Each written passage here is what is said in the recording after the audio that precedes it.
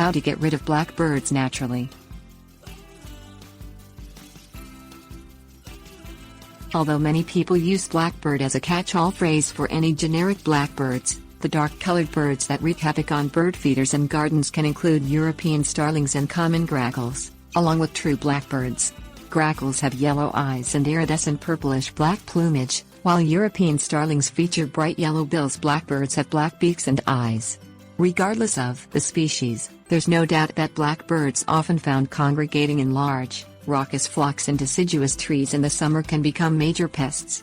They compete with native songbirds, damage flower beds, vegetable gardens and citrus trees, and produce copious amounts of droppings that corrode stone, metal, masonry, and car finishes, as well as killing grass.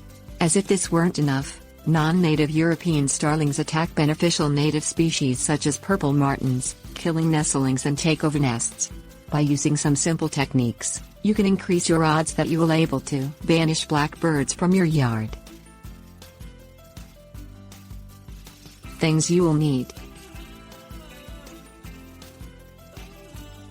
wire mesh or bird netting, sheet metal, wood or plastic foam blocks, compact disc with starling, grackle or blackbird alarm call, available at sporting goods stores, noise bombs, 15mm flare pistol, electrical tape, mylar balloons.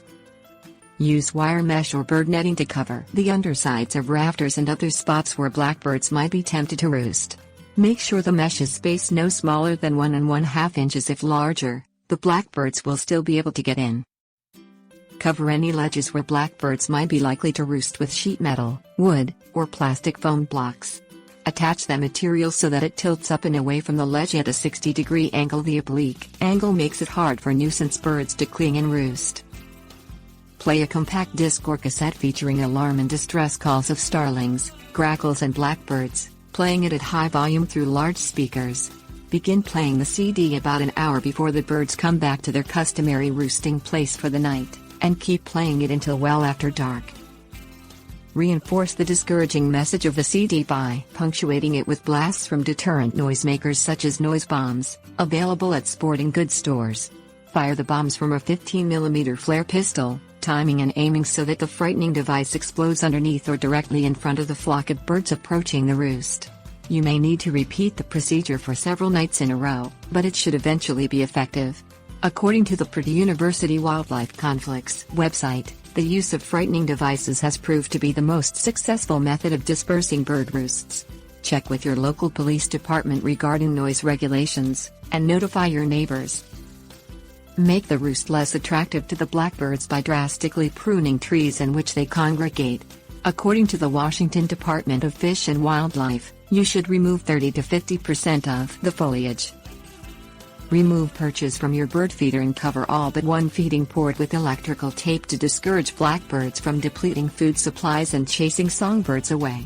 According to the Washington Department of Fish and Wildlife, most songbirds do not need perches to access the seed, but starlings will have a difficult time landing, perching and consuming it. Suspend mylar balloons on tethers so that they float at least 3 feet over the roosting site.